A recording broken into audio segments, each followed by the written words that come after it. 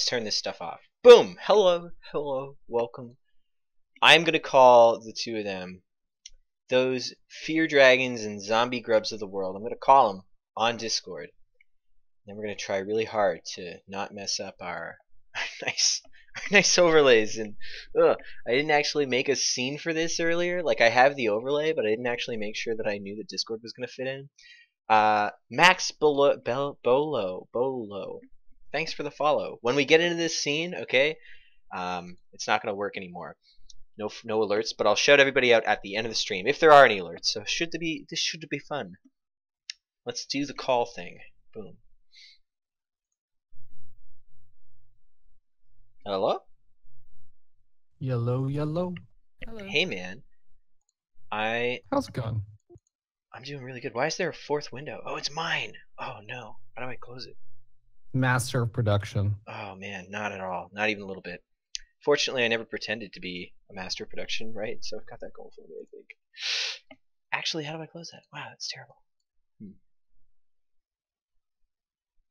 Well, this is off to a flying start. Oh god.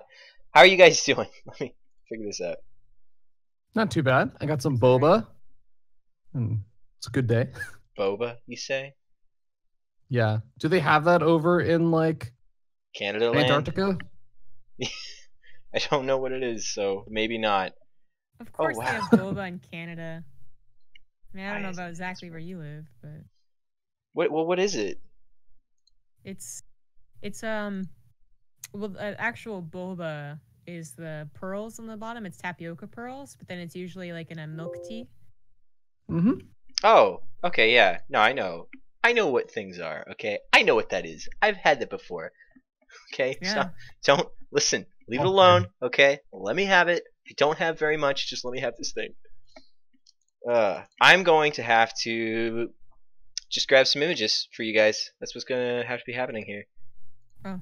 Rip, Okay. big rip. Okay, sorry. Can't Can't see your beautiful faces. Ugh. Oh, okay. What's the reason? I don't know. My OBS, it's not even like showing the actual Discord screen that I have. Is it because It's because I suck. you have streamer mode turned on, so it hides It Discord? shouldn't. I mean, let's try disabling streamer mode. Oh, it's still happening live. Oh yeah, this is feel all like- happening live. I feel like it's something you should tell your guests. Oh, I thought I told you. I'm sorry. Ah, Did he? I should have told you that. I thought No, I did. He did Oh, not. Fuck. Okay, well, if this is But this we is just what I jumped expect into it. from hashtag Cyan Productions. Listen, okay. Yikes. Alright, well, I'm It's just okay. gonna drag I up some already knew pictures. that it was going to be like this when I noticed you still haven't Yeah, you released guys... a new vlog. I still have what? You still haven't released a new Patreon vlog. Oh, listen, nobody wants to talk about that. Okay. I'm literally just grabbing your photos from Wikipedia right now. Thanks so Great. much, guys, for coming in and doing this. I really do appreciate it, as scuffed as this is. This was super last minute, and I know it's even more last minute for you guys, because you have places to be in the world. And I can't tell you how much I appreciate your time to just take some time and talk about those places that you're going to be. It's going to be Oh, good it's fun. stuff, hopefully. So, WCS Montreal. It's the last one. It's the very last one, and it's scary. It's spooky. It's like, I feel like, I don't know if you guys ever feel this, but for most of the year, I kind of feel like the WCS points, I just don't think about them. I don't pay them any consideration. I don't really look at the rankings or anything, because there's just so many tournaments and so much time. It feels that way to me sometimes, at least. But Oh, I don't think Yeah. you're alone. Like, yeah, the thing that I always equate it with is it's like watching a round robin for 10 players or something in a group, and then just trying to actually pay attention to the scores that much is really difficult, because realistically, until like the last matches are happening, you actually have no freaking idea what's going on. You have no idea who's actually gonna get out of the groups or who isn't and all that stuff. Like, you may have some semblance, but it's just almost pointless to try and figure it out until the very end. So, in addition, this year is even more lopsided in that everyone below Cyril is kind of neck and neck. Last year, Neeb was also quite dominant. So it's not that different, but I feel like, because I took a look and I was like, okay, so like, am I going to try and do some math here where I'm like, well, these people are guaranteed basically to get around a 16. I can pretty much call this. And I looked at the points and I was like, nah, I'm not going to do this. Anyone? So many points are together. Anyone from basically roughly around position 32 on the WCS point standing. So 32 different players are all capable of technically making it in if they get second place. And the right people don't get enough so points. Like crazy. It's actually absurd. Yeah. Yeah, I can't believe that only 2 people have clinched. I can't, like, Cyril's just really good, I guess. I don't know, he's just winning so many challengers and everything. Well, that and nuts. like, it's not just Cyril. It's also that we had 2. This doesn't make any sense. Second place finishers. Mana was not supposed to get as far as he did. I mean, kudos, right? But that just basically wasn't supposed to happen. And then Haas was definitely not supposed to happen either. So you don't have that same consistent top 4 either, excluding Special, who was the other guy who's locked in. Yeah, even like players like Showtime, who are still 3rd in the standings, have had like an event or so that have been somewhat more disappointing and stuff. So like everyone has had at least one event, except for Special. Everyone has had at least one event that they're kind of like, really thought you would get a little further.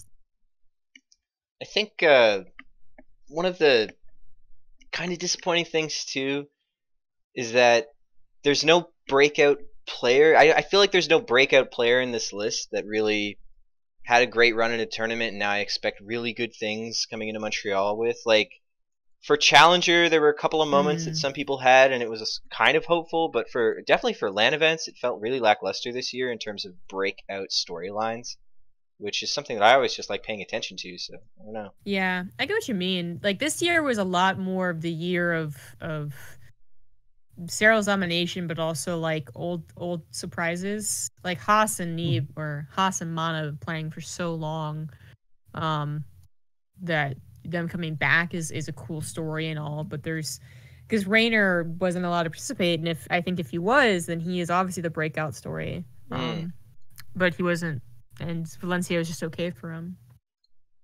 Yeah, definitely. I wonder, like, does the dominance of Cyril bode a need for a change, maybe? Like, do WCS points maybe need to start going to some of the online cups more often or something like that? Like, is this something that is it cause for concern at all? I don't even know.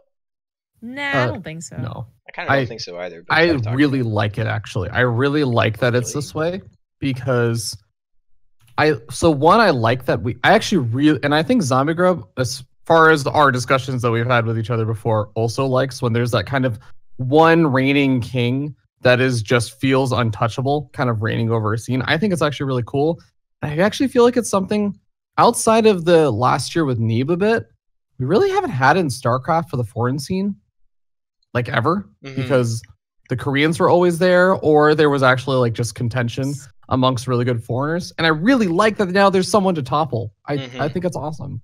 Hey, Cyan, attached to Team Liquid. Oh my god, Team Liquid. This is so painful. This is how much I suck at life. Sorry, guys. Thank you for It's okay. You have a Team Liquid event, which is already better than the Pylon Show. Yes. Pylon Show doesn't Team Liquid? Correctly timed. 1 in 8 shows has a Team Liquid event for the Pylon Show. Right. Really? Yeah. Huh. Yeah, not particularly good at. And go figure, whenever they do have a Team Liquid event, their viewership seems to triple. It's so weird. Yeah. Save changes. But why do that? Like, feardragon's totally right. Like, I like the domination thing. Neeb was touchable, although I guess like last year's Montreal he wasn't touchable. But for the most part, he was in grasp. But now now Cyril just seems like otherworldly almost. Even though Neeb might be able, like, it's so weird, man. We had that discussion on the Pylon Show where I forget who brought it up, but someone was like, if Neeb won GSL, would he then become the best foreigner again? And we were like, I think most of us, if not all of us, said yes, but all of us didn't really believe it, right? And it's very possible he gets like absolutely slapped down by TY tonight. Semifinals, boys. But it's pretty fucking cool. But anyways, where I love that domination. I love the very long overarching storyline of who can even topple this guy, and then everyone else fights for the scraps. It's also just so unlikely that you would have this. So it's not like WCS points are really a problem. I feel like in the past, though, there were some player appeals to spread out the points more. Not to online cups, because that's a whole other issue, but rather just, to further and further. But they did that, didn't they? They added 100 points to 25 to 32. This is like 2 years ago, I think. I think it's kind of weird because, like, and this is the big thing that I think I come from for the point thing. I don't think it's Cyril's fault. And I mean that in the sense that the other thing that we talked about is every single one of the players that we would expect to have had a pretty more dominating performance and to have gotten more points, everyone has had a disappointing performance at some point. Like Neeb losing to Mana at Austin. Like, he got knocked out pretty early on. He got knocked out in the round of 16 or something. Like, he would be higher in points, and there's a good chance Neeb would have been one of the players that also already had enough points to qualify, but he didn't get knocked out by Cyril. It was Mana. You have, like, a lot of these kind of random stories, or like Snoot having, I think, a rough match versus Euthermal early on, so he also kind of is a little bit lower in points than you'd expect, but I just feel like everyone has had one of those situations at least once. So it's not against Cyril. That's the big thing. And that's what makes all of this so weird. It's like, yes, there's Cyril, and yes, he does knock out players that are really good early on, but it's honestly more than that, I feel like, because they do seed the brackets by WCS points. So if you have a lot of WCS points, you're less likely to get matched against Cyril immediately. Do you think that, like, Cyril's dominance is such that he will win? Like, is Cyril as easy a favorite in Montreal as he was in Valencia and Austin throughout the year? I kind of feel like he's been slipping, or maybe not him slipping, but I feel like the gap between the rest of the foreign scene and Cyril is at least closer. I think it's inevitable that people will not just learn, because it's not like he's not a particular style that's getting figured out. Mm-hmm. It's more that they'll learn from him, and inevitably they'll catch up. But I still think he's a favorite to win Montreal, except for a couple of people he might be put up against. But there's usually like only 2 people that I think can actually take down Cyril. I think it's larger than that. I would say the players I think can. Fucking opinion, feardragon, get out of here. Well, you know what? Cyan asked my opinion by bringing me here. He actually didn't. You just interrupted me. ZombieGrub was talking as a good moderator. ZombieGrub, please continue. God. Oh, this is my turn to bully you, isn't it? Oh, hell yeah, feardragon, you're not talking ever again. Go ahead. Whatever. Oh, yeah. Boba. Anyways, I was going to say that I think Neeb and Scarlet have the best feardragon, Really? feardragon, what's your opinion? Yes. I think Really, it's actually. I mean, I agree with that, but I also think that there are a few other players. A Laser has shown some like real promise. I still actually am a believer that Euthermal can do it. Mm-hmm. And I know this is the one that like maybe 2% of people will agree with me on. I actually think that True, while not super likely, can actually beat Cyril, just because I really do think that True turns games into a really weird situation. I think it's the same reason why Haas was able to take 2 games off of Cyril in Valencia. He only took 1. Wasn't it 4-2? I thought it was 4-1, and I thought it was because Cyril all-in him, and it went into a weird game. He did all-in him, and that was a little weird. It was 4-1, confirmed. It was okay. It was 4-1. Oh, you know what? I'm remembering now. He had a lead in one of the games, and he lost it. I remember now. Yeah, he all-ined, and that was the game that like Oracle just swooped in. Like, basically, the only game he lost was because, and this is like kind of a consistent thing with Cyril. This isn't the reason he lost 2 games to a Laser though in the Challenger, but Haas and before that, it was if he did something weird, as in he all-ined, he had a much higher chance of losing than usual. Not that he lost every time. Yeah, that's true. I still, this is like my personal belief. I think that True actually has some sick ZVZ, and I actually think that he is just weird enough and plays so off-brand that he could do it. But I know that there's basically 98% of the world will disagree with me on it. So I'm okay. I'm okay with giving up that point. But regardless, I still think a laser, Euthermal, Scarlet, Neeb, maybe just maybe like a Hero Marine or something could also do it. Oh, I don't know about a Hero Maybe Marine. a special, but I think those are less likely. I think all of those are so much less likely. I think a laser. I think a laser Well, Euthermal a are laser's close. not. Yeah, I think a laser is probably like you So- said, Neeb and Scarlet. I'm curious why Scarlet. I feel like a laser is because probably she closer. almost she beat him in Pyeongchang, which was a long time ago, but then she almost beat him at Valencia, and it was the only person that almost did so. Besides a laser. Yeah, I feel like a laser. Who was comes really up close. 2-0 versus him? Was he? Lambo No, too. that I was feel like in Lambo's WCS really Challenger. close. That was in Challenger. That wasn't a best of 7. It was a best of 7. I mean, but you're not wrong that he got closer, but like Scarlett took him to the ace match on a best of 5 at a weekend tournament. I mean, we're guess kind of that's true. nitpicking here between like, oh well, Scarlett took him to the ace match, but a laser is the only player that's ever been up 2-0, like had 2 games over Cyril. Like, so we're nitpicking right now, but yeah. Yeah, I guess I'm gonna ignore that point. I think that then he came back in such amazing fashion. It's like he learned, which is exactly what he does. Exactly why like Stats, for instance, was up 2-0 against him too. Let's not forget that. But then ultimately lost out. And I would say Stats is still better than most, if not all, the other foreigners. Maybe not all of them. But anyways, no, I'm sticking with only like 2.5. Like I'm on board the laser thing, except that he's really been underperforming in these weekend tournaments. So I'm worried for him, to be honest. I know he puts in the work. I know he thinks he's pretty good. He's high on ladder, but then his results have been disappointing as far as this year goes, except for Challenger. So is it a sign of things to come? Maybe. But I'm not banking on it. And this Euthermal thing is so weird, right? And I fucking love Euthermal, right? If he ends up watching, or if anyone doubts me, like total hype train for him and Hero Marine. But Hero Marine gets slapped by Cyril every single time. That is like not for debate, right? And then when's the last time Euthermal took on Cyril? Do you feel like their styles are comparable though? I feel like their styles are so different from each other. Yes, absolutely. But I'm not even talking about that. You mentioned Hero Marine as potential, and I just wanted to slap that down. Yeah, I super that's disagree fair. with Hero Marine. Euthermal and Cyril matched up last Challenger, though, didn't they? I'm pretty sure so they that's did. what I was checking. Yeah, so they played a best of 3, and Euthermal took a game off of him, which is obviously scary. That's 1 game away from actually winning against the guy. But I don't think he'll do it in a best of 5, and that's guaranteed where they're gonna play.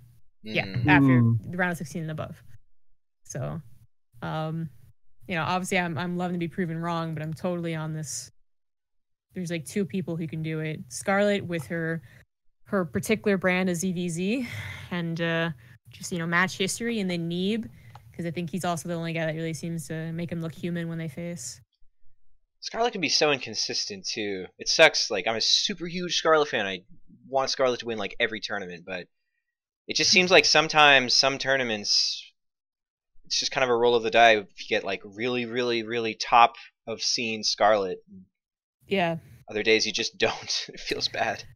No, that's true. I mean, her Austin performance was pretty bad, but a lot of people's Austin's performance were so bad. It was so weird. Yeah, looking at the rankings for like Austin the was so points, like I guess part of it is Cyril taking up so much, but the top 8 right now is so zany from what you would think.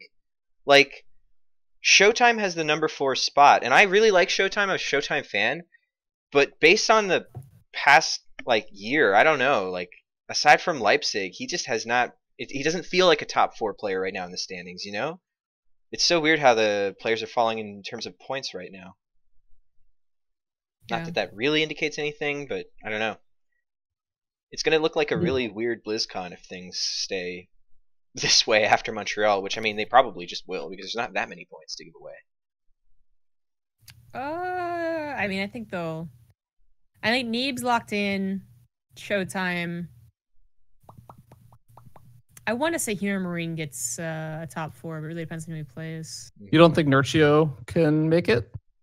Nurchio's pretty consistent. In fact, he might be the most consistent in a round of 8. So I'm gonna guess he gets 600 WCS points. Okay. Yeah. I was wondering because you skipped him. Yeah, well, I'm just thinking through here.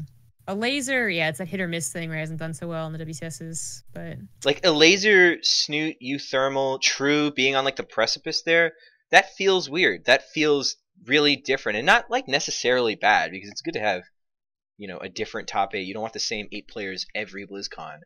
But nah, you don't, but it's weird though, because some of these guys, like Haas and Mana, are both the spikes. mhm. Like if Mana does very well in Montreal, then obviously he's proven. Same with Haas, that Yeah. they're not just one-hit wonders, but it feels unlikely. Mhm.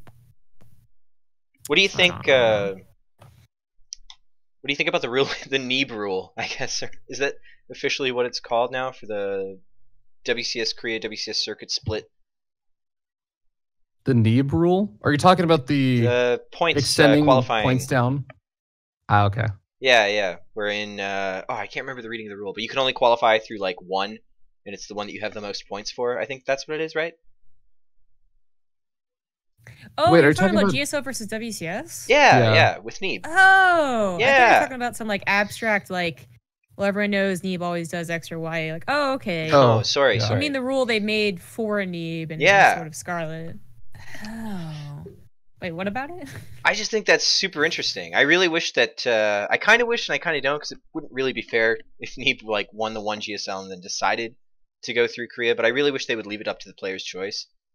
It's such an interesting dynamic, you know. Like, God, that would be interesting. Take another spot from another league just by winning the one tournament, which is huge. But Yeah. that would be so cool. That would be pretty nuts.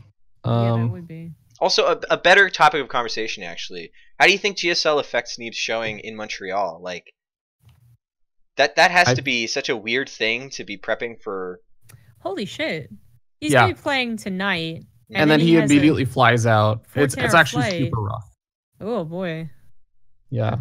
Yeah. That's actually the one thing I'm the most worried about for Neeb. The blessing, though, that like people don't talk about is when you qualify for WCS Montreal or whatever, and you get put in group stage 3, you get an extra like 6 or so hours that you just get to chill on the day that the tournament starts. You get to show up maybe like 7 hours later than everyone else. Yeah, that's very true, but like, oh man, because he will be in Canada Thursday afternoon, I think. He plays Wednesday morning for us, and then he's got to be leaving like the morning after in Korea, so that's Wednesday night, and then he'll make it Thursday afternoon, which I guess is like Thursday. Like, oh my god. That's pretty serious to consider. And then how much he's probably practicing for one specific matchup that is less likely to happen in WCS, PVT, as opposed to PVZ. I wonder. Although it might be helpful if he matches up versus Special again. Yeah, of course. Yeah, I fear for Neeb because on the one side of the world, he has one of the most interesting storylines that's happened in StarCraft for a really long time. And he also has to do a weekend of StarCraft 2 gameplay in Montreal and then potentially go back to the other storyline and still play like a beast. Like, oh man, if he beats TY, he'll have to be heading into the grand finals with such a huge disadvantage, right? If he beat TY. Yeah. It's not great. Yeah. Suboptimal. I mean, would be insane, but unlikely, I suppose. So let's talk like a little bit about. Actually, the brackets still aren't out, are they? Oh my god, Nope. The brackets still aren't out. Nope. Yep. We don't even have a list of confirmed players Forgot yet. about that. That's kind of weird, isn't it? What's going on with that? Well, anyways, I mean, the really shitty thing is even when they release the brackets, it's technically not the official. This is the final say on all the players participating. This is like the kind of shitty thing about trying to play in a WCS tournament right now, or like one of these big events, is that you can you don't actually know 100% if you're going to make it in the bracket until you show up and it's noon, and then they say, all right, this such and such person didn't show up. Okay, next person's in. Like, it's really rough. There was a whole story of one of the earlier WCS events. I think it was like Austin or something, where like Australian players flew in, didn't know if they were going to play. Stefano wasn't sure if he was going to get to play until the day of the tournament. Like, there's all kinds of weird stuff that happens with that. It sucks. I think, is it the case? I've never registered for anything like this, right? Like, is there an early sign up guarantee or anything like that, or is it literally you sign up and no matter when you sign up, no matter how you sign up, it's just kind of a random chance? It's all based on who signs up first, as far as I'm aware. All right, because I remember the Stefano thing, and I thought I remembered thinking like, well, they should have signed him up like earlier. But you don't have like a list of like, well, these 32 players already signed up, so you're number 33. Oh, okay, gotcha. Right, so that would cause a lot of like, oh, I really hope I made it. Very rough. Yeah, I don't know. Do you think that there's like any chance at all that the solution to this is adding another round? But that feels like a lot. No, that's a lot. Like, people have actually... I had, like, a pretty... I don't want to say heated, but it was typical ZombieGrub chat where I was, like, smacking down a guy who was like, he really wanted another day. Thursday you couldn't have another day. Right? A broadcast day. Well, that's kind of what you have to do, right? Because then I was like, there's no way you add a broadcast day. And then he said, well, don't add a day. Just, make it longer. Like, fit it in. And I was like, you're not going to make any of the days longer. There's a ton of other stuff that goes behind even... when we appear on camera, there's hours of work behind that. And then he's like, well, let the community cast do it. And I'm like, okay, that's like the one thing that maybe you could do. But then you get a plethora of people like complaining about the community casters. And then you get a lot of people, like the players complaining with the community casters taking forever. Or the community casters complaining with the players, not letting them in. Like, it's a whole nother management. So... I don't think you add anything, but they used to do this for MLGs.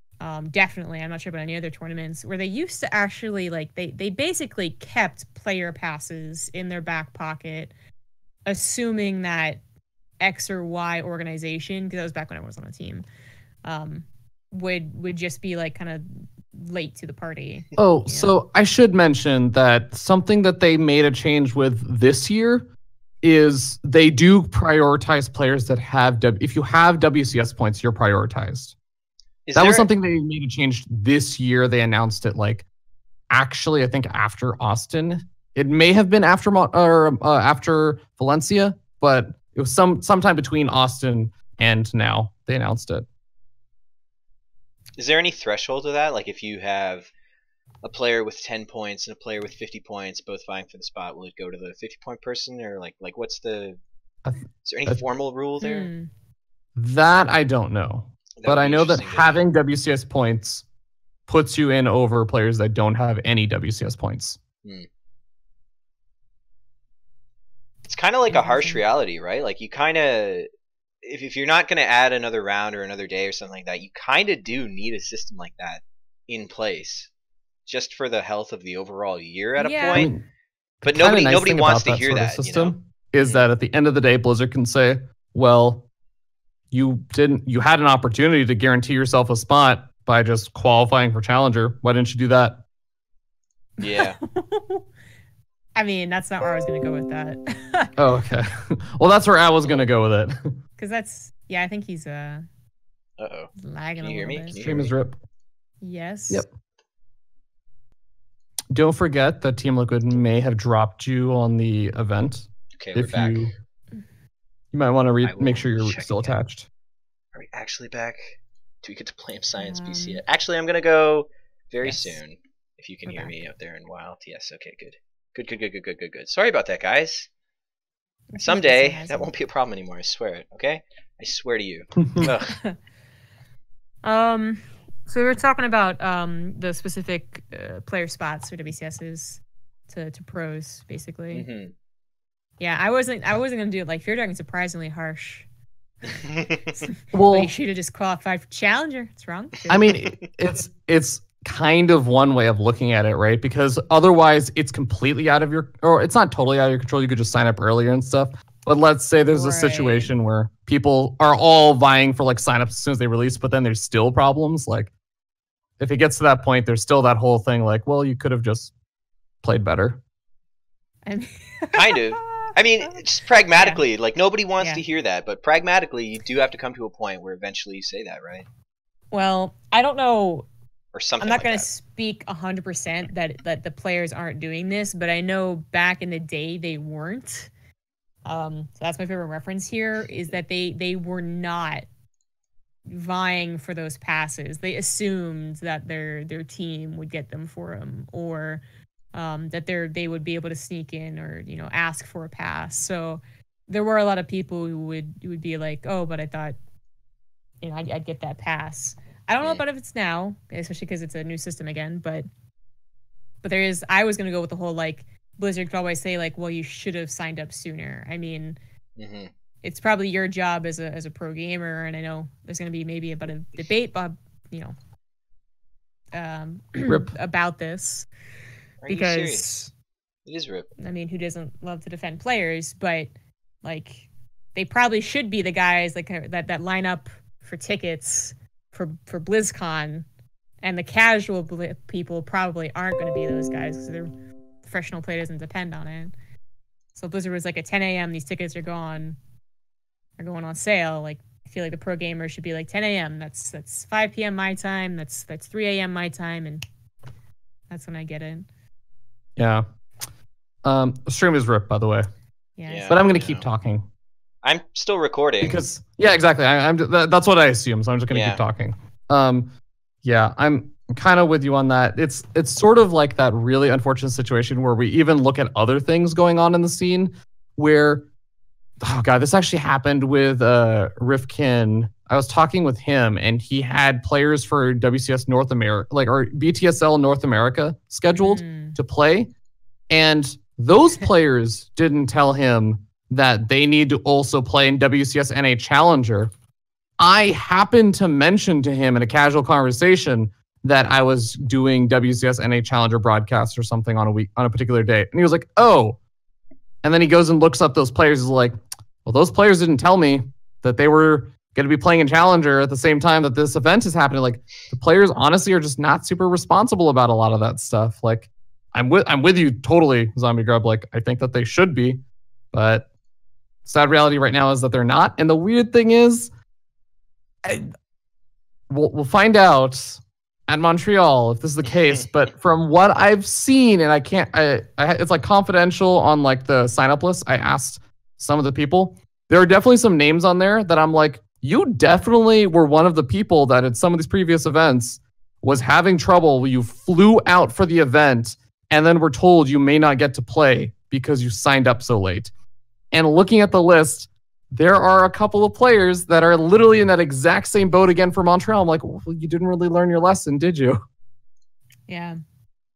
There was because inevitably someone's going to be like, well, that's not the whole story. And there were a couple of people that just had a spam folder issue where like they sent you an email saying, hey, confirm, and they had to click it again. So to defend those people, sure, okay, that happens. But yeah, not 100%. I really don't think that's enough, Yeah. Like, I'm a big fan. Maybe I'm just harsh because I don't know the plight, but I'm a big fan of this is your responsibility as a professional, and you have to be there day one, 9 a.m. when it opens up, and this is a part of the job that you're doing, and this is the way that things are, and if you don't, then, oh, it sucks to suck. That's really sad, but at some point, maybe that's just it, Maybe. Yeah. I think we all have experienced enough, being feardragon at least, combined to say that there are just professional players that don't do professional things. But they're all absolutely also just, well, that's an unfortunate thing. Oh, everyone, can have that problem once in a while. Oh, that is an unfair system. But as it is right now, I feel like StarCraft 2 is getting popular. Well, I know it's getting more popular. I feel like we're not having our tickets sold out within 2 hours or even 24 hours. Yeah. So.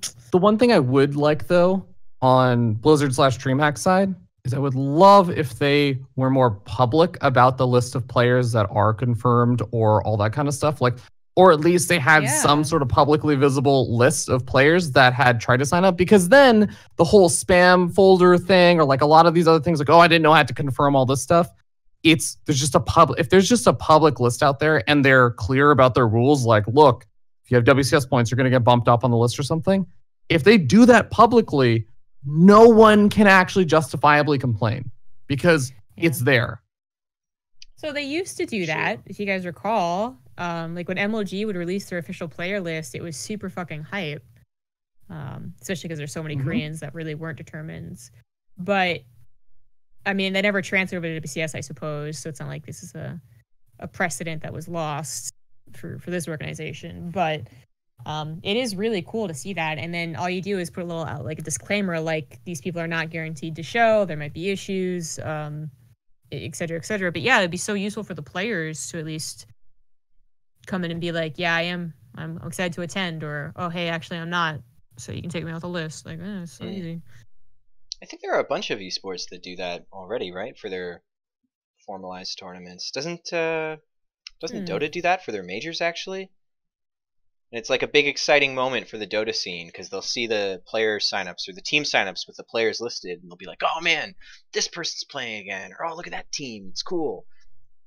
I wouldn't doubt it. But my one guess of why they don't do it, which I kind of get, but I don't agree with. And this is just my guess. I could be totally off base on this. This is not like some insider information of a conversation I've had with them. But I imagine it's because they like having the extra leeway of just being able to say, oh, well, you know, Stefano signed up, and even though he might not have WCS points or something, I know he does. This is just an example, but like, maybe he doesn't have WCS points, but we really want Stefano to be able to sign up. So we're going to kind of give him a little edge and bump up. Like realistically, I think that there might be a bit of ambiguity there because they like having the ability to do that stuff. And it doesn't quite look good when you do it publicly. That's my guess, though. That's definitely true. Yeah. I mean, it's unfortunate because it almost feels nice for StarCraft when you have these problems like this. Like, oh man, there's not enough open bracket slots. God, I really wish that I could have played, but there's just too many players here trying to play StarCraft 2. Like, there's a little bit of that as somebody who's not affected. That's like, oh, that's really nice. And it doesn't seem like there's an easy fix, you know? Yeah, well, what they did in the past, so they don't do it anymore, but it was like 2 years ago, Montreal, for instance. Maybe last year's Montreal? No, just 2 years ago. Where they have the primary circuit, and then they also have a small LAN. I think like Huck ended up winning like $700, right? Oh, the BYOC? Yeah, exactly. And that is something that, I mean, it's not as simple as like, hey, DreamHack, do this thing. Like, there's still going to be licensing and getting admins for that and setting up space. But that would be the next step, you know, because we certainly don't want to discourage people from being able to play at these big LANs. But if it comes down to that, then yes, do it. Yes, discourage the plebs because we want our pros to be there. But there is that added benefit, and people would be more than happy to come just for the added benefit of being able to actually play. Pay more for player pass too. I guess a lot of this discussion kind of revolves around the idea that WCS 2019 looks the way that WCS 2017-18 has, which we don't even know yet. Like, it's not public. This is such an interesting time to be a StarCraft fan, personally, because unlike last year, there's no, oh yes, this is going to be roughly the same system as 2017. And I mean, hopefully it will be kind of the same system, because I feel like WCS 2018. You want a revamp? I feel like WCS 2018 was one of the best years. I think it's I don't mean like from the ground up, let's trash 4 WCS stops. Let's just put everything like something. It's not like that, but I would be okay with revamps to some of the formats for how the events work exactly. Like, for example, one thing that could actually solve or help alleviate a lot of these problems, imagine if instead of 3 group stages for day 1, it was a round robin or something like that. Or sorry, not a round robin. What's it called? They do it in Magic the Gathering. They do it in a lot of other events. Huh? Swiss, yeah. Swiss format. Cool play. So if you do something like a Swiss format, first of all, now a lot of the people that actually want to play in these events, and like you get people who may want, like casuals that want to go play, there's more incentive to. A lot of the pros will maybe get to play a few less games because of the way that Swiss format works. We're like kind of still get to play. And like the other thing is, it sucks for players to fly out from like Europe or whatever. You end up in a group with like Optimus. I think it was like what was it? Valencia. It was like Optimus, Hearthstone, and some other like good Mana or something. Yeah, it was like this insane group. It's like, so one of these players basically played 2 best of 3s, and then they just got sent home. And it was because they were playing versus players that were very fully capable of making it to the round of 16. It's like, really? That sucks. You don't even feel like you got value from your trip. I don't know. I wouldn't mind some like revamps in some of the format for like that. I'm a little plain and boring, I guess, because I usually am the person that says I don't really care. I see the appeals, and when players talk about it, I see the appeal for like exactly that. For instance, not just like, oh, it doesn't feel nice, but also it's like, hey, I should have had more opportunities to beat these guys. But for me, and I don't really watch Magic the Gathering, I watch many like Swiss pool plays, so maybe I've just forgotten how well it can work. But I think of any other format besides what we have, and one, it gets more confusing. So it's just in general, like you have to pay attention to a lot more points. Which, hey, you can do, and especially if we had like someone on the grounds keeping track of these storylines, that would be awesome. Not to interrupt you for too much, but just on that particular point, one problem WCS has, I feel like, with group stage 1, 2, and 3, day 1, is we don't really do a great job of actually showing what the hell is going on in those groups. I actually really agree with that. You kind of just wait in there, yeah. What's the loss there?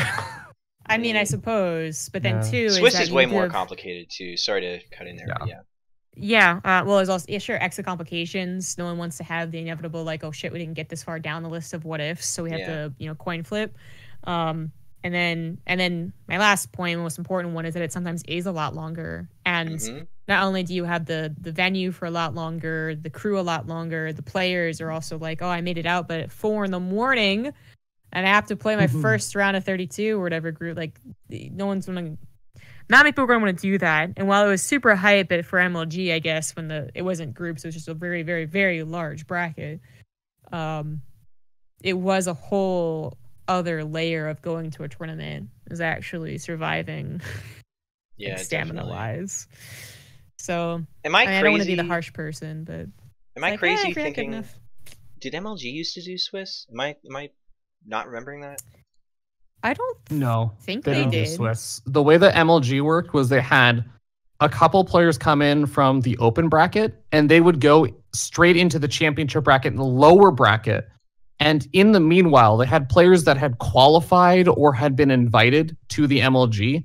And those players, for the entirety of day 1, while the whole open bracket stuff was going on, they would be playing in a group stage.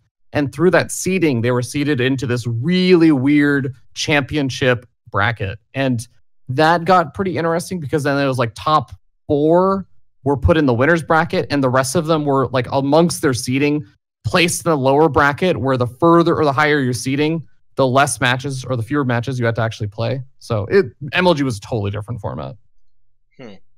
Yeah. I love that format, but yeah. Really? This was just as I was getting into it, but I thought people hated the MLG format. It was an interesting mix. The players, I mean, sometimes really didn't like it. The stamina thing was an absolute issue because the open bracket, that was a time where the open bracket had like 50% amazing players, because it was also Koreans coming in. So it wasn't just like, suck it up, Joe Schmo. It was, Lenok or someone like that, who kind of made his name by surviving the open bracket through the losers bracket type ordeal. But then people like me, and back then when StarCraft was really, really huge, it was perfect. I went home from class at 5 p.m. and I watched until 1 a.m. And the next day I woke up at 10 a.m. and I watched till 1 a.m.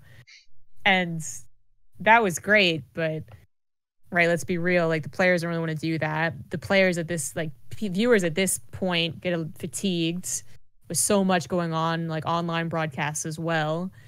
And then NA time zones just absolutely suck. So once you get past like 5 p.m. EST, you start really digging into your viewer count. So it's not even that appealing. But anyways, Definitely. It's kind of different times. yeah, I was just gonna say too, like even as a StarCraft person, I love StarCraft, but I like other esports too, and I like going out. I like going outside once in a while. And one thing that I found this year too is that there's a lot of StarCraft content. Like once you mix those online cups that you really want to watch into the mix with the WCS system, oh, wow, you don't have a lot of free time. No, it's like it's something I like talked about with like Gemini and then in like the interview I did, but like there really is a different atmosphere for how much StarCraft you can watch and where you can watch it. You had like, you know, the highs probably in the beginning of StarCraft 2 where like everyone was making content anyway. So you had very popular people make a lot of different tournaments, but it was a perfect time to do so because everyone was so hyped about it. So there wasn't really oversaturation there. But then you had major tournaments constantly running over each other. So there definitely was oversaturation as far as planning goes. But if there was a Wednesday off, no one was really doing anything. And now you have it here where there's not a lot of main events, but it's because, well, not because of this, but it made so much room for like Base JTV, Wardy, Gauntlet, like feardragon, like whatever, to actually run lengthy tournaments online, not just once off playhems or whatever they were back then, right? So you get to watch so much more advanced StarCraft with higher stakes so much more commonly than just a typical $1 cup. Also, it's not just crazy.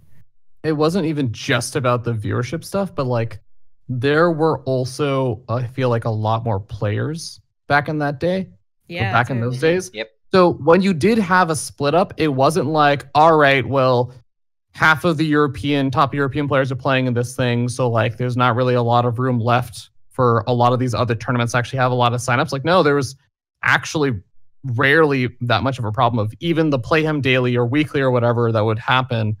It's like, actually, you can still get some really good players and people will still want to watch them as well. So like, you'd still be able to get viewership or pull because people would be like, oh, I really will like watching, you know, Liquid Hero or something. And I am okay with watching the weekly cup or the daily or something, even though there's this other big thing going on. Yeah, there were so many more players. That is a good point. Now it's like, yeah, it's the same top 32 players basically.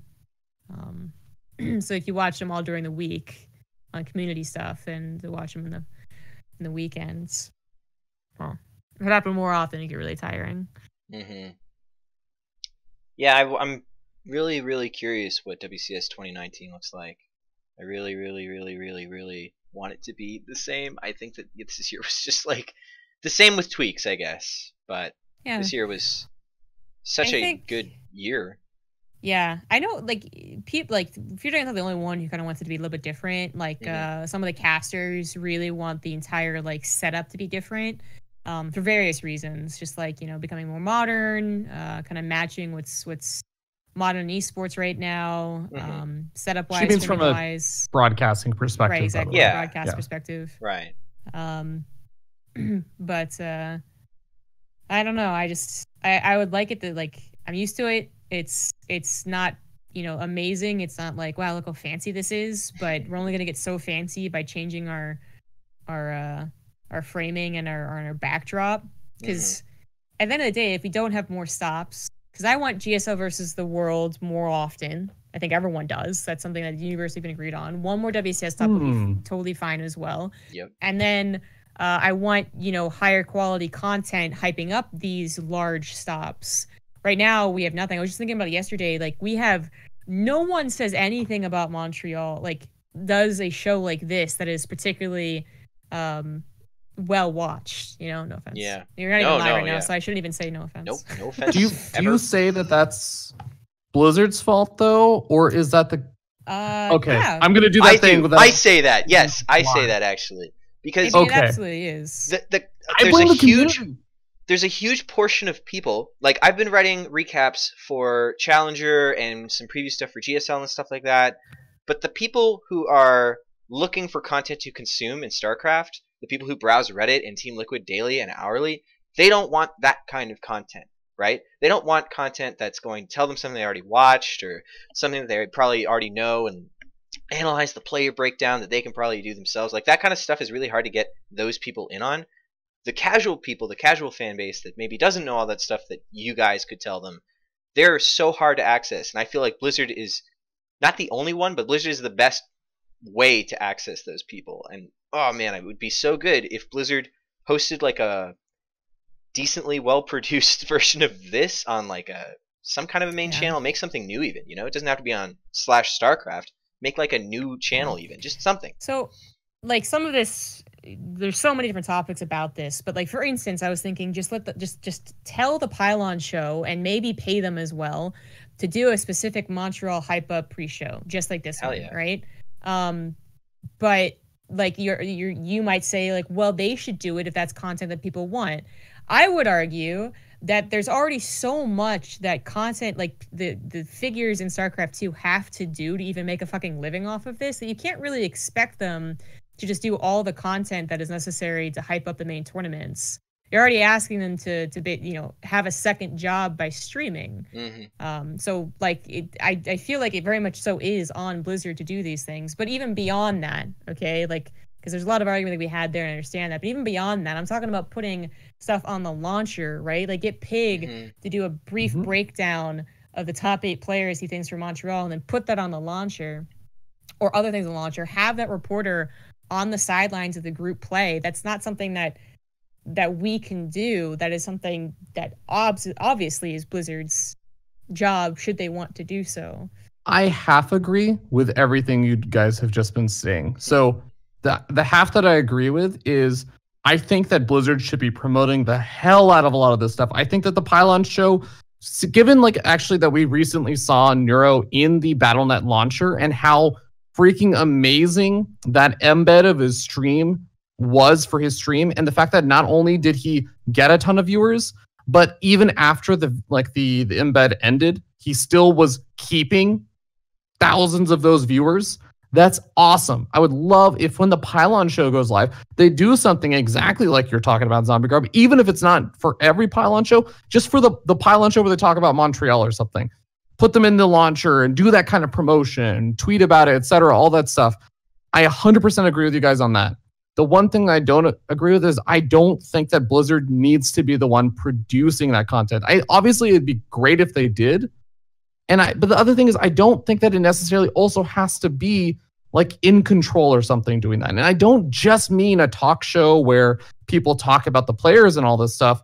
I even mean like there was a really cool video, just a super simple minute-long video that didn't even talk about all of the players that were going to Montreal, but it was just like a well-produced, funny little like Smash Brothers parody or something that was just like, here are the challengers, and it just talked about like it showed like 6 or 7 of them with some memes. Like that kind of stuff is so rare in StarCraft, and I don't think it has to come from the top people. I think that the problem, once you start talking about stuff like that, you're talking about heavy community-driven content, and how on earth do you ever incentivize people doing that kind of thing? Because like the only thing that can incentivize them is views from the community, and a lot of the time, like I said, right, it's really hard to get those people that would get on the ground floor and start to elevate those views up to where it could meet the casual scene. They just don't come in a lot of the time. So I mean, you know, with that in mind, it still ultimately comes down to Blizzard to at least promote something. But like my issue is that I'm not saying that it. I guess maybe we ignored the key word when you asked the question, but has to do it. Like, okay, no. Yeah. Like Blizzard doesn't have to do it as in no one else can do it. Right. I say that they have to do it to improve the quality of the way they have structured WCS right now. If WCS was more like a league, perhaps, where we had 3 broadcasts a day and then a big finale at the end of 3 months, well, then maybe you could say, like, well, the whole storyline's there on their main channel, broadcasted to the most amount of people possible. But right now, it's 4 stops plus X, Y, or Z, right? BlizzCon, GSL, whatever. And there's no before or after. The before and after of those stops are only talked about at the next stop.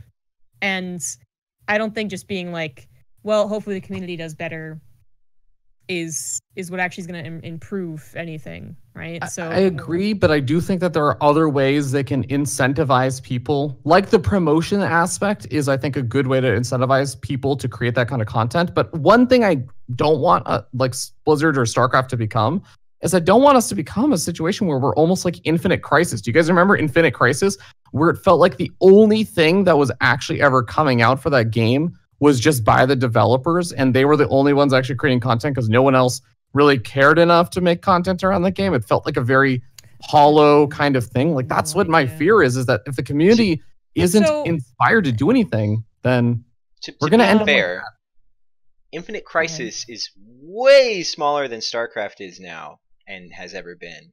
I'm also, obviously making a bit of an exaggeration. Remember Infinite Crisis? That's really cool. I love that game. I'm sorry, ZombieGrub, go ahead. I feel like this is completely apples and oranges, though, because I am not someone who appreciates developer-funded, pushed esports. You know, I still kind of don't like Overwatch League because it's exactly what it is. But I completely it's just so different. Like, there's one thing for a publisher to push the dying game, but I don't think that them pushing their own dying game was the reason there's no community support behind it. I think it was because the game wasn't that interesting enough. Like Overwatch League, even though it is heavily pushed and funded by Blizzard entirely, and sponsors, doesn't mean that there's not all these guys writing up articles about contenders and how the broadcast can be better and all the metas that shift and making videos and making there's so much community involvement. So, I mean, yeah, we don't want it to be some place where only Blizzard has the say so to make, content, but what world would that ever be in? Unless they went full Riot, I guess, is kind of where yeah, I think you're almost talking more about the Riot situation than I am. Like, I'm talking about more a situation where the community isn't making any content. And this is, I don't mean, because obviously I love StarCraft. Like, guys, I'm here, I'm getting ready to go commentate a StarCraft event, and I've been involved in this game, and I only pretty much lose money on this game. So, and I'm still here. So I clearly love StarCraft, but at the same time, on the whole topic that you were saying, or like the point that you were saying of, well, Infinite Crisis wasn't a very interesting game, is if no one feels the need, or not the need, but feels the want to make that kind of content, or not enough people feel the want to make that kind of content or watch that kind of content when it is made, is the StarCraft scene that interesting as it is right now? So your argument, as far as I can see it, is that if Infinite Crisis would just not do anything, then their community would have picked them up. No. That's not my point at all.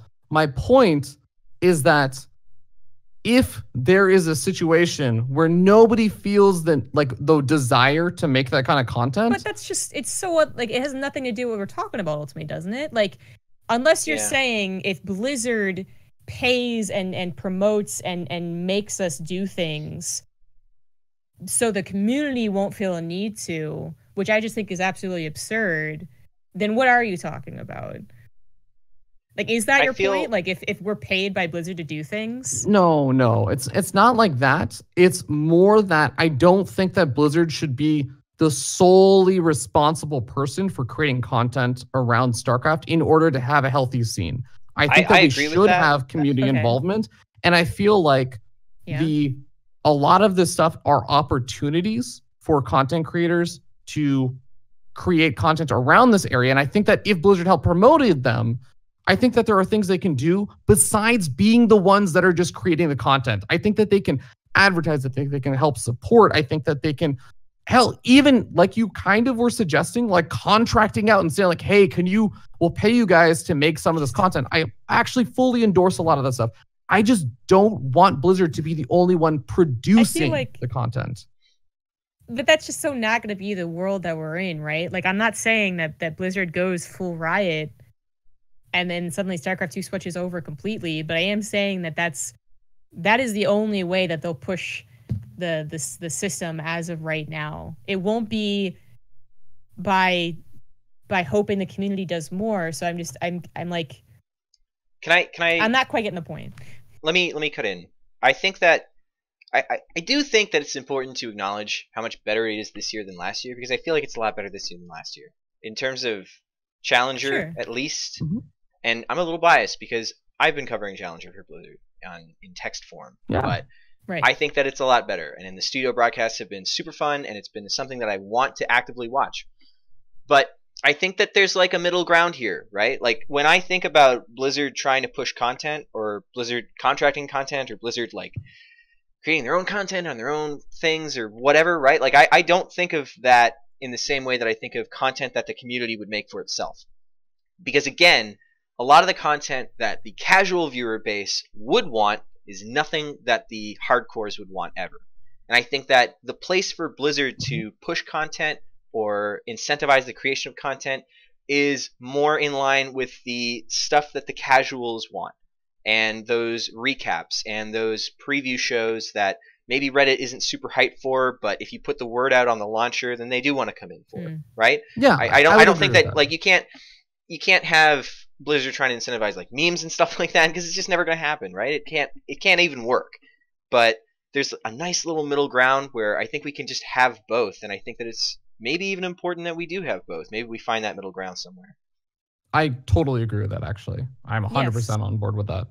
Yeah, but it's like the beginning of this conversation was kind of like, I mean, what was it exactly? It was I hope they change some things, like do more content, maybe a couple more tournaments, and then at some point feardragon was like, well, it was when we were talking Blizzard... about like having a talk show that's hyping up Montreal. I'm like, yeah, I would love if they promote the Pylon show, or they promote some already community produced stuff, because I feel like that's the kind of stuff that there's an opportunity for the community to make. But you don't want them to. And I'm cool if they did recap videos and stuff, or like Blizzard produced recap videos of their own or like hype up videos of their own. But I do think that there should be some room for the community. I will agree with that 100%. As a smaller, growing community entity or figure. Wait. But give me a comparison of what you don't want Blizzard to do. Okay, great example. I know that Cyan has been vocal about this, and hey, this is Cyan's channel. So like, imagine if Blizzard just started releasing like 45-minute, hour-long videos with a ton of the people would just, they had all the workforce power and everything to just interview a lot of these players and do these long-form interviews. I know one thing that Cyan has talked about is that he feels like when someone else, like Nice Username or whatever, releases a video with an interview on someone, it's like, well, there's not that much value or point in trying to do the interview himself. So suddenly he kind of gets cut out from that equation. And it's like, that makes it a lot harder if Blizzard just directly steps in places that the community is already involved in, or there are just easy kind of pickings for the community to get involved. Okay.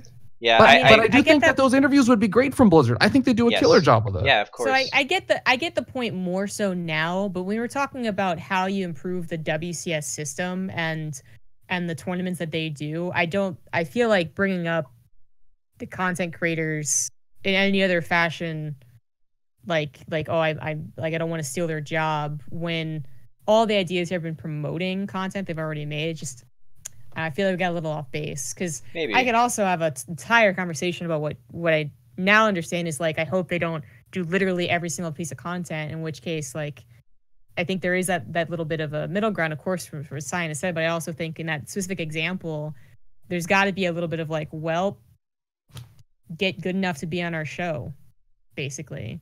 Because it's, I think one, there should be like tons of high quality content made by people with the money, and then the two, it can be supplemented.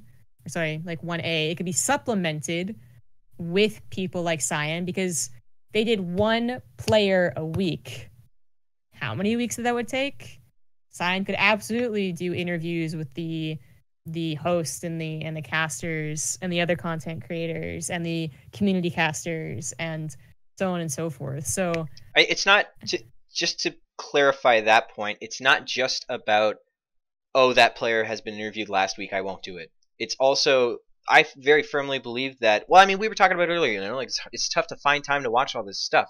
And for long form content, right now, StarCraft is suffering. It's suffering right now because there are so many people trying to produce really good long form content. Like Joey's interviews are really good. The Pylon show is really good. Like the Dank Shrine is still a little bit on the go under Duddles, and I'm trying to figure out what the hell I'm going to do, Like, if there was another person trying to come in, where would they find the room, right? And if Blizzard tried to come in, where would any of us try and find the room at that point? A good parallel to me on the other side of it is like WCS 2013, I think it was. Maybe it was 2014, where they had Challenger and Premier League broadcasts 5 days a week. It may have actually been 6 days a week. Yeah, you I don't forget. want that. Yeah, exactly. Like I'm afraid of stuff like that happening. If Blizzard just, I think you kind of said it, alluded it.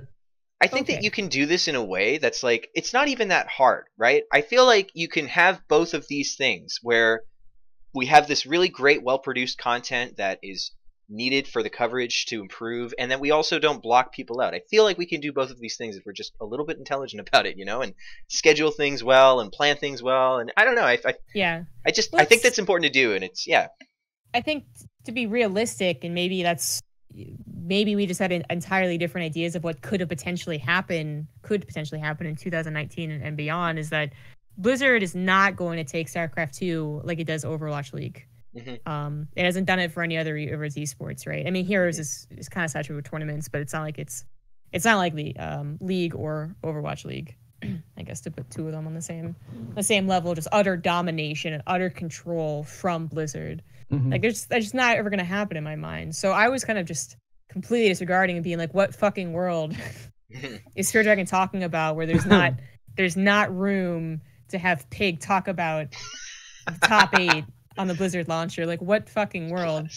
So, little my bad. But I still think, like, back to the point of, like, what can they do for WCS? I think it is mostly Blizzard supported, because you expect the content creators to do these things and to get enough views to do these things and to do everything else that they do, because Blizzard doesn't fully support its scene. Like, then yeah, I think it still comes down to 90% Blizzard. Yeah, I agree. Okay.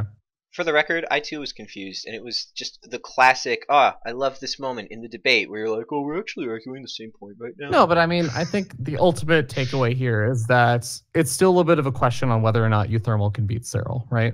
Oh, yeah, buddy. To round things back to the WCS preview. Yikes.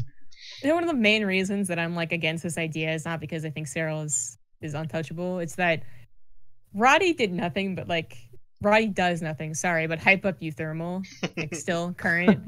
And it's like, yeah, I'm totally with you, man. Like, he's a really good Terran. Like, he does really well. And he's definitely, like, the best foreigner Terran every, now and again. Then he doesn't quite reach the heights. I think the thing to me that I disagreed with you on that whole thing about who can beat Cyril is it's not about who will beat Cyril. To me, it's about who is capable of it. Not necessarily even super likely, just who do I think, if they're playing really well that day and everything is kind of clicking for them, can beat Cyril. And to me, Euthermal is a player that can beat Cyril. Okay, I'll agree with you there, but I won't ever agree with the true thing. But in some ways, I'm on that ship. So, like, I don't actually hate True. He's fun. He's a good guy. Like Psystorm, I never actually look at True. And These top 4. 2017. And then he gets like top 4, and I'm like, well, shit. Yeah. I think there's like 7. There's probably like 7 players, right, who can beat Cyril. It's possible. Special, Scarlet, Neeb, Euthermal, Laser. I'd say Lambo. Is there another one? Maybe. I don't know. Yeah. Wow, we got derailed. Got so derailed. Let's talk about region locking. Do you want to talk about region locking right now? No. Do you really? I thought that was like a proper cyan meme. Yeah, it is. It's super fucking torture all day long. I wonder what Challenger looks like next year, because they didn't really. Yeah. I know it's like constantly a discussion, and you did like a really big video of feardragon that I definitely watched. But I have no idea. Did you or didn't you? Oh yeah, I definitely did. I loved it. I liked the bit with the Challenger talk. I can't. Yeah. Okay. Anyway. Well, don't worry. My impressions thus far is that's exactly how the Blizzard employees feel. They're like, yeah. Oh no. Great video. I feel like video where you talk with different format. Yeah. Okay.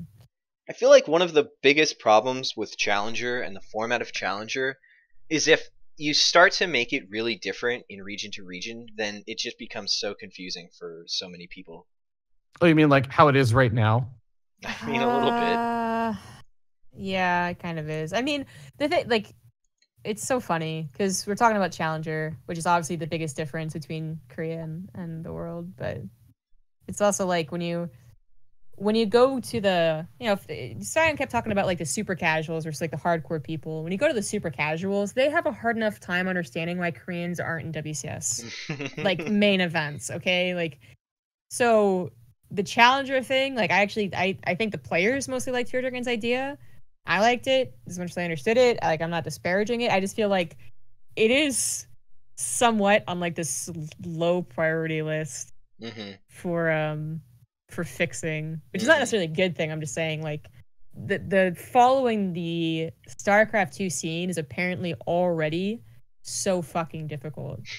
As far as like new people who come to my stream or like how even. I agree with you, but so a lot of you kind of mentioned this, like the players liked it, and honestly, that is the main thing that whole like that suggestion that I made was targeting, because one of my really, really big concerns, if we're talking about like things concerned about 2019, yeah, content and all that stuff would be really cool. The number one concern I have is that I'm really afraid that a lot of players have been taught more players than usual, because I'm used to the usual. Euthermal says he's gonna retire. Snoot says he's gonna retire, guys. Like, this is his last event. Oh, look, he's here again. Like, I'm used to that. Comparatively, though, I've heard so many more players this year talk about how they just don't have any motivation for next year because it's so crazy. It feels very volatile. That kind of goes back to the WCS format, where like players get knocked out of group stage 1 or even just group stage 2 because they get a bad bracket. It's like, oh, well, this is one of the 2 events I could attend this year. So because like I live in Europe and I can only attend 2, or I live in North America, I can only attend 2. It's like, I'm really concerned about that. And even North America, like my home base, a lot of the players that are actually like pretty good I know a lot of them, not even because just the system is really hard. I know a lot of them are just graduating and there aren't that many new players coming in. I'm actually really concerned about that. Yeah, that's a good point. But it's, I mean, can we discuss, is this a discussion Sure. we can go on about? Yeah, go nuts. It's kind of a cool discussion in that, I mean, I'm not saying it's not a problem, but sometimes when players complain about stuff like this, like, oh, I only got to go to 2 events and I got knocked out in the group stage 1, I really wish that I had at least a second day. You're like, well, that is not a lot to ask for. You are fine asking that you wish you had more matches to play. But are you telling me that 2 of these tournaments a year, but you got to play 2 days instead of 1? Are you telling me that would make you a lot more motivated to stay in StarCraft? Because I mean, I might believe it if enough people said yes, but I feel like I actually don't believe it ultimately. Like, there's a serious problem in StarCraft where there's just not a lot of these main events that make you feel like a fucking awesome star. There's tons of online events, although they are definitely saturated by, very top heavy pros, so that's another issue too. But there's not a lot of offline events. And is that fixed by adding on 4 more matches that you can play during 2 weekends out of 52 weeks? To me, it's not just, it's actually, and this is why I wasn't necessarily in my suggestion being like, this is how we should revamp the main events. I was like, this is how I think we should revamp Challenger, because to be entirely honest, my whole suggestion thing, I'm actually trying to keep in mind players that go from a lot, especially Europeans, but also a lot of the NA players that might go and still participate in StarCraft. But I think we're going to actually see a lot of players go part-time. I really honestly think that's going to be the case next year. Well, it makes the most sense. I'm just like, okay, so extending the Challenger. So let's say now it's assuming that they get a decent ways. And I don't remember the exact details of your format. So yeah, that's no problem. But like, they get a decent ways in Challenger out of 16 people. They get top 8. So they have how many days of playing? Well, so the big thing about the major change was that it created a system that extended all the way down to top 24 of a region. Right. So the players that basically didn't get to play in Challenger at all because they got knocked out, like maybe in the qualifying match or something.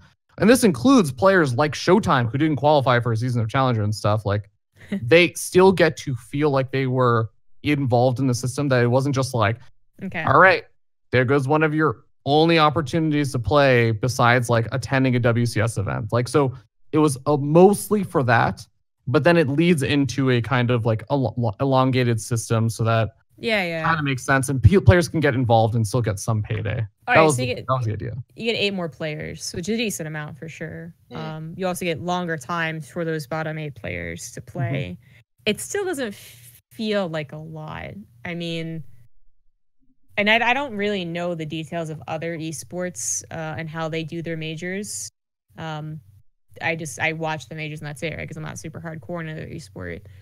But I just wonder if it's like, well, like it's actually just StarCraft. Like, unless you're playing in online tournaments, you're actually not going to be playing a lot of money stuff. Even if the challengers format was extended so that you're playing, for example, another 2 days every challenger, maybe.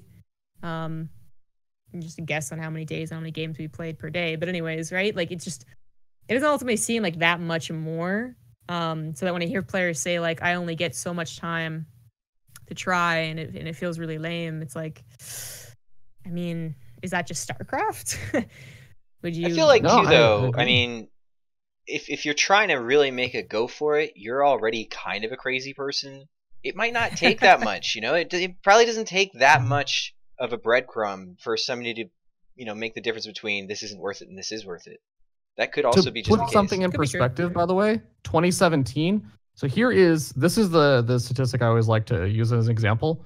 Here are the prize money earnings for the current, like, on a Ligulac, just according to the ratings of all non-Koreans, 14th through 16th place, or sorry, 18th place.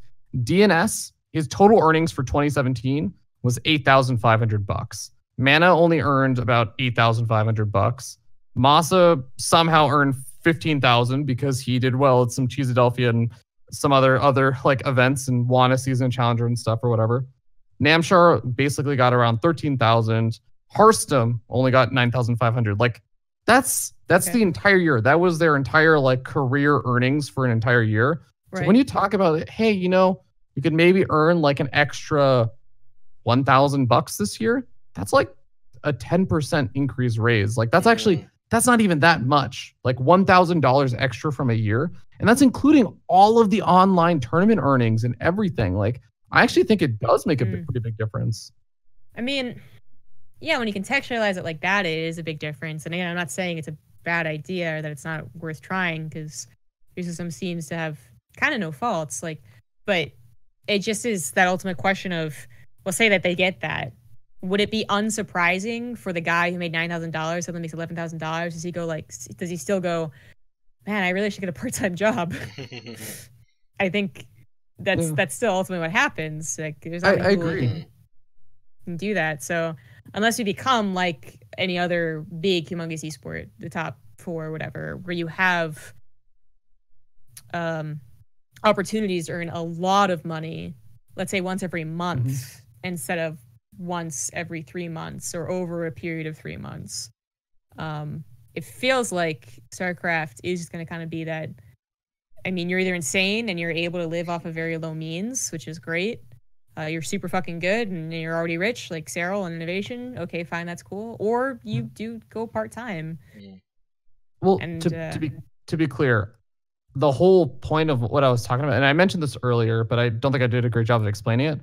This whole idea for me was actually around the idea that a lot of players would go part-time. And it's the idea that they would go part-time, and there's still an incentive saying, even when I'm part-time, there's still something I can do to earn some money, so I will stay involved and still play.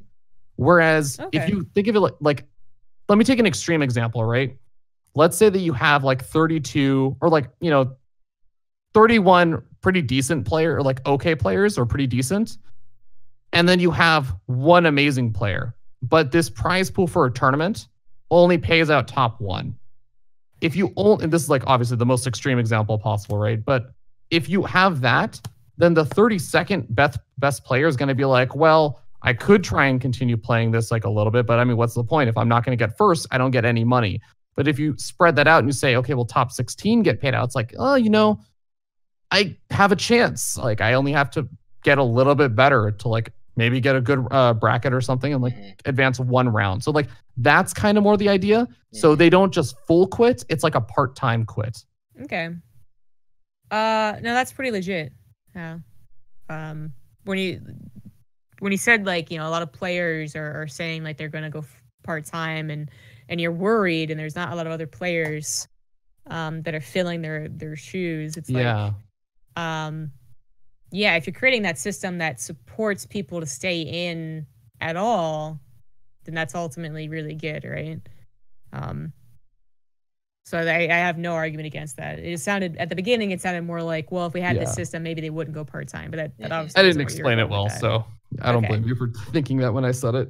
Yeah, but to support part-time players, or, you know, actually studying while doing StarCraft, it's really hard to argue with that. I'm sure some elitist out there is like, the best get the best, fuck everyone else. But ugh.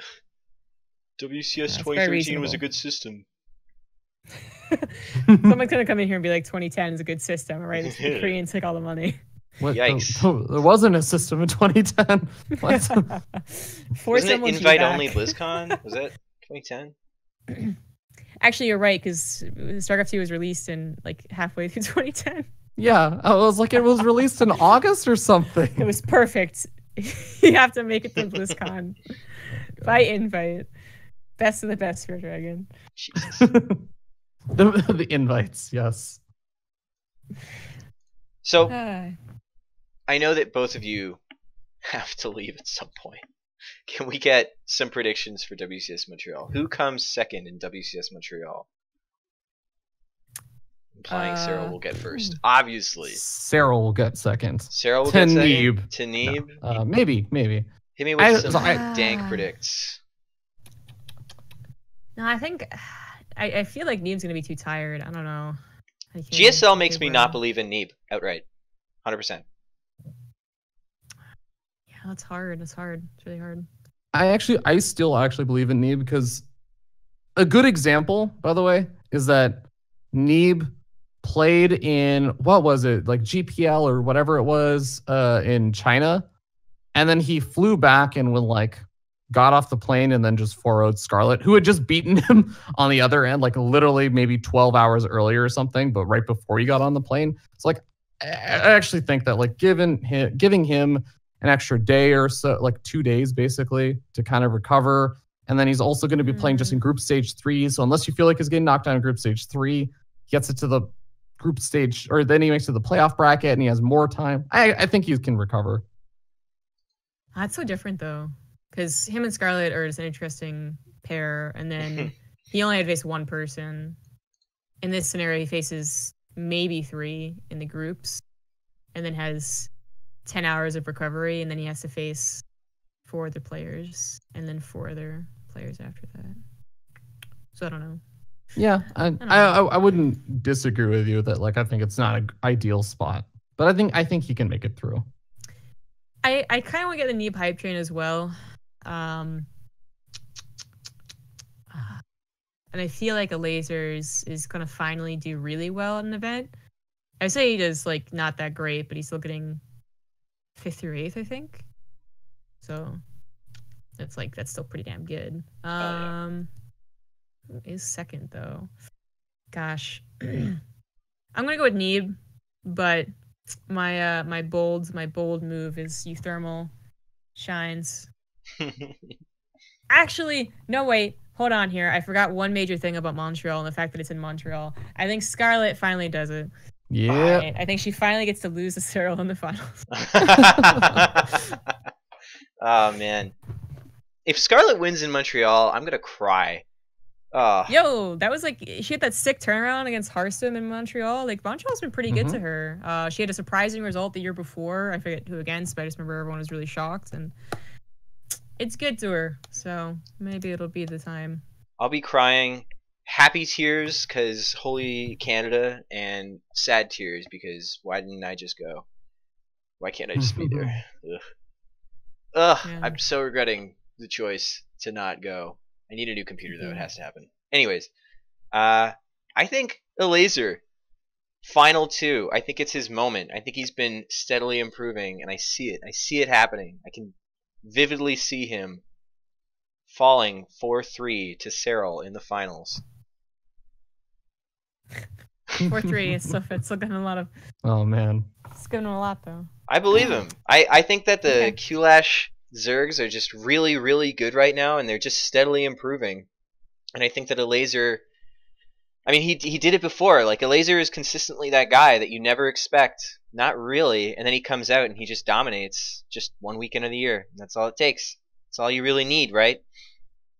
I think I could totally see it happen. Yeah. You know, I'm not even most excited for who makes second or third or fourth. I'm kind of most excited to see who goes top 8 to BlizzCon. Yes, yeah, definitely. Gonna be a lot of number crunching. I'm pretty excited for the actual tournament right now because this actually rounds it back to some of the discussion we were just having about pros retiring and stuff. There are a lot of pros who, as much as yes, I am not going to take Snoot saying that it's his last tournament at total face value, but I actually do think that there's more to it this time because it's not just him being like, well, my results aren't there. It's also him being like, well, I'm like almost 29 years old and I want to do other stuff in my life. Is he? So like, yeah, he's like 28 right now. And I think he's going to turn 29 soon. I think he's going to be the oldest person at WCS, excluding casters. Yeah, so like, so I know that Semper is also like, this is actually my final event. And I believe Semper when he tells me that, because he's like, because after this, I'm like not just kind of starting my law stuff. I'm like full on, I'm like a law, I'm like all in on law now. And it's like, he's not going to have any time. So like, this is going to be Semper's last event. There's like a few other players that I've talked to that are kind of like that. So I'm actually really looking forward to seeing how a lot of those players do. There's the Neeb Scarlet or Neeb, well, I guess there's also fun with Neeb Scarlet, but also just the Neeb and Cyril hype, seeing how Euthermal does. I'm predicting True to get round 8+, and I'm so very much looking forward to rubbing it in everyone's face when he does. But yeah, I think it's going to be a fun event. Definitely going to be a fun event. Oh, it's in the O too. That's so exciting. Oh, I'm so excited to hear about how well it goes in the Olympic Stadium. That's such a cool move from DreamHack. Such a nice little thing to see that it's going so well that they could put it in that venue. I wonder though, like, it sounds awesome. It's an Olympic event or a stadium event, but like when they did I am Gyeonggi, it kind of sounded like it being a cool place. It wasn't. There were so many issues. It was so far away. No one wanted to go there. There was other issues too. It was like a 5-day tournament, but it's all things that are awesome for the online viewers and sucks for the people attending the event. Well, honestly, I'm pretty sure that the Olympic Stadium is pretty centralized downtown. Is it though? All I know is that it takes. So. Our hotel is 20 minutes away by car. Oh, okay. Well, shit.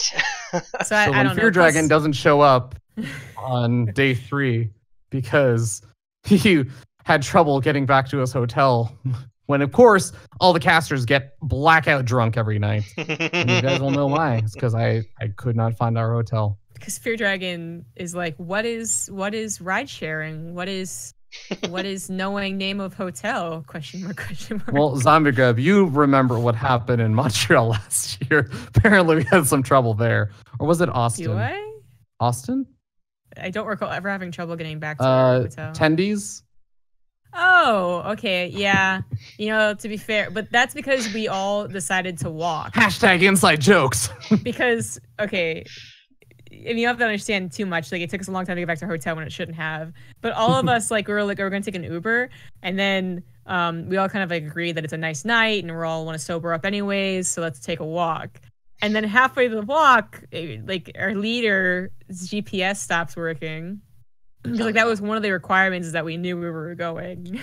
We were like pretty sure we did, and suddenly we didn't. The other problem with the GPS not working is that we couldn't get an Uber to where we were because we didn't know where like we were, or like where the like entering all that stuff in was a problem. No, that wasn't an issue. I mean, I was a little tipsy, but our leader eventually did get an Uber, but at that point we wanted McDonald's. So she literally ordered like an XL Uber, and then we were like, we're gonna walk to this McDonald's. Oh, no. To be clear, this is all after the event was over, so yes. Max degen mode was on. And the McDonald's wasn't. It was open, Cyan. It was open, There was food. There were people. And they had closed their register for an hour to transfer over to breakfast. I've never What? seen Maynard. Oh. I've never seen Maynard so upset. I'm heartbroken. I know this was like a year ago. No, doesn't matter. I'm gonna go cry right after we're done. That Me fucking were both sucks. So upset. I'm so sad that I'm not gonna be there this weekend. Fuck me. Oh well. Well, that I think that's gonna be a wrap because I don't want to take you guys' time anymore, and you have been so good. Thank you for putting up with my massive technical difficulties and general disorganization of this very last minute thing that I decided to do. What technical difficulties? Hashtag this was planned all along. YouTube, it's where it's at. Thanks, YouTube. At feardragon64 on Twitter is feardragon, and at ZG Gaming for ZombieGrub. Not that anybody doesn't already know that, but really and truly, thank you guys so much for being here and hanging out. And you guys are gonna crush it this weekend. That's it. That's it. No luck needed. Thanks, man. Yeah, we are. Thanks for having us.